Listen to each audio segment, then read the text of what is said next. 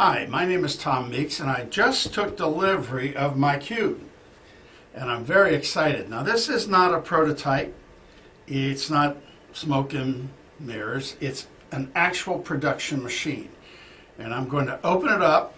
Then we'll stop while I activate it. You're going to have to activate your cube before you can use it. But let me show you how to open it. I have not opened it as yet. On the side, there's this little handle. Go to the top inside and pull outward. You may need a pair of pliers. I had trouble with one of the sides. And then once you do that, that pulls out. Take this little piece of plastic out, and we now should be able to open our cube. You just slide the top up. I think you just slide the top up. Yep, slide the top up. And inside we find our cube printer. Very nice. Now I guess we remove this and this. I guess that removes that. Oh, okay. Because of the configuration, there's a slit here. I don't want to break anything before I go. Obviously, that's where the printing plate works. And there's a couple of screws or attachments here someplace, so I'll have to look at that. But at any rate, I've now taken it out of the box.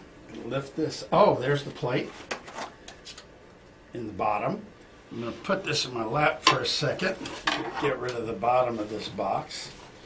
And I believe underneath there probably is, let's see, oh yeah, all of the accessories and so forth are under, including a brand new cartridge of filament. So we have a cartridge of filament, we have a little thumb drive, the magic glue. I'm anxious to see how the magic glue works. Power cord, what's this? Oh, that's part of the power cord. It's quite a big brick. Then we have a USB cable, even though it's wireless. Oh, you get a plastic knife to open it. Actually, I'm going to show you a different knife that I think will work probably better than that one, but it's good to have one as you get started. And then this is the guide that goes from this cartridge to the head of the cube. Well, I'm anxious to get started, so I need to activate it first. I need to read some directions to see how that's done. Then I'll get back to you.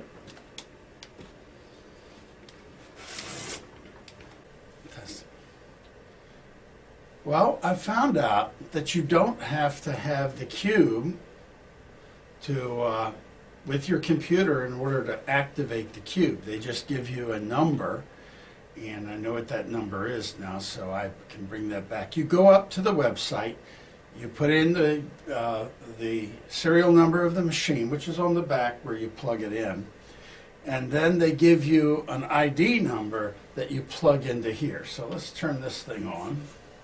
And yep, so when you turn it on, it comes up, and it first has a series of numbers. And so I'm going to put my ID in there. I'm not going to let you know what that is, but I'm going to put my ID in there.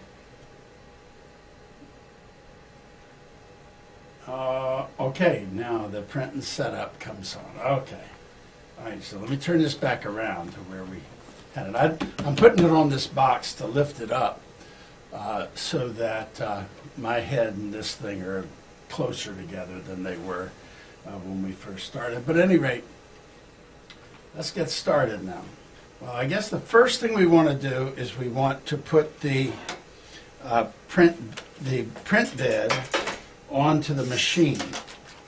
Okay, this print bed, and I've fiddled around with this a little bit while before I restarted, because I didn't want to be sliding this thing back and forth on the machine. So I figured out a trick.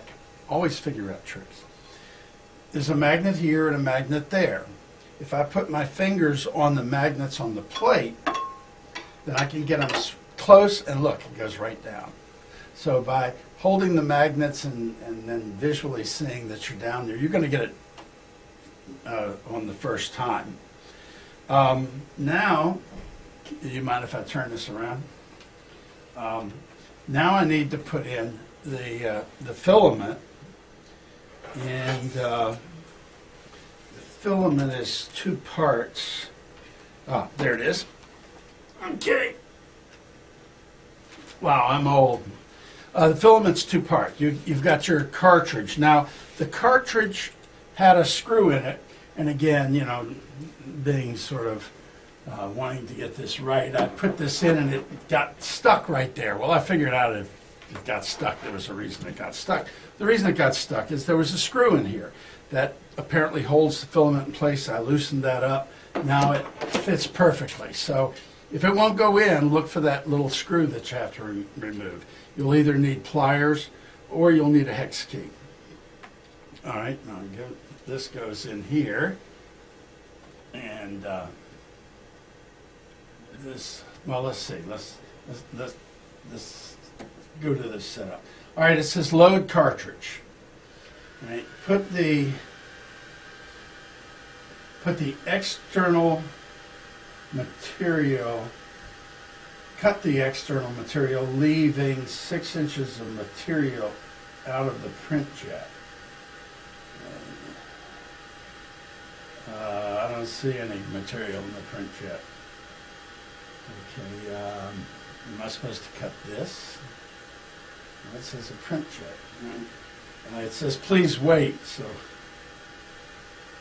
cut the external material, leaving 6 inches of material outside the print jet. Well, this isn't the print jet. I've got a few inches here. All right, well, okay. Oh, wait a minute. You know, I think I'm getting it. All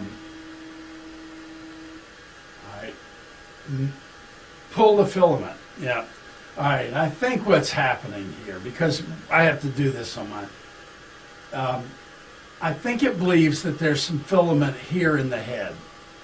So we can ignore the first one and we can ignore this one, I think. Okay. Replace the cartridge. I've already... Oh, yeah. See, it says replace cartridge. 99% of the times we're going to be taking a cartridge out and putting a cartridge in.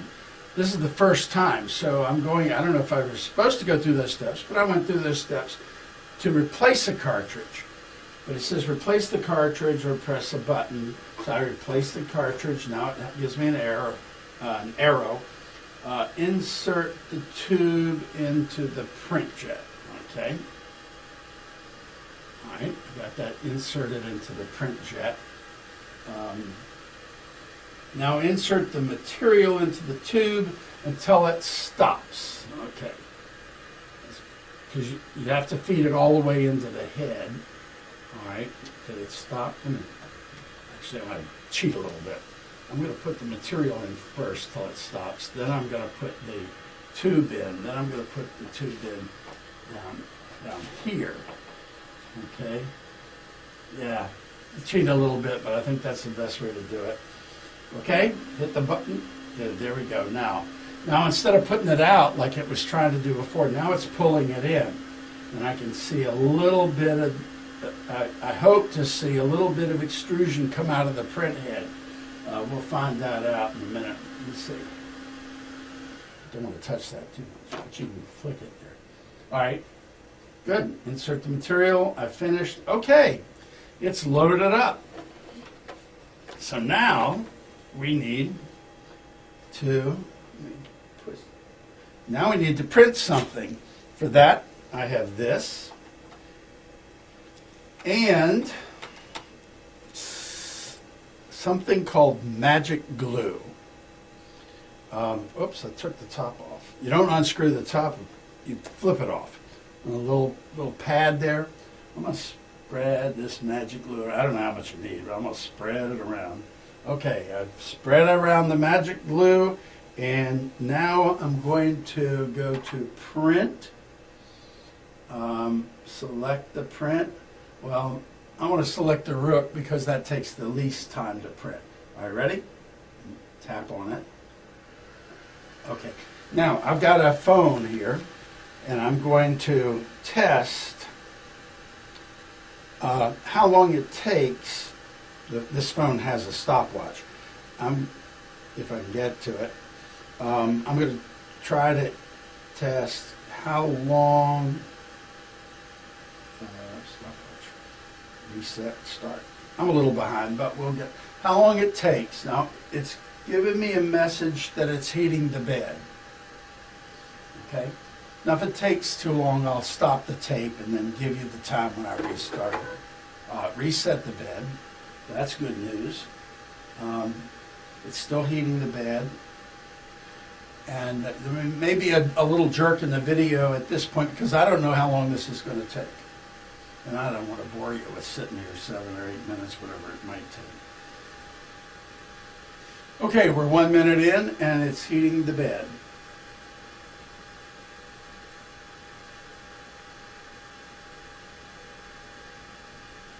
By the way, it tells me that the print time is going to be 1 hour and 21 minutes. And I don't know if that includes the time that it takes to heat up the bed. I doubt it. It's probably just estimating that from the size of the object. Oh yeah, it's heating. You don't want to touch that or that. They both get a little warm.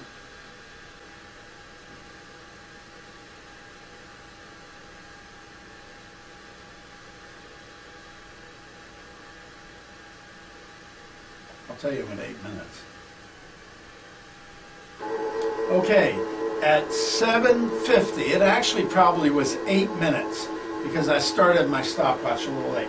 So it took 8 minutes to heat up, get ready, and start printing. And now it comes up.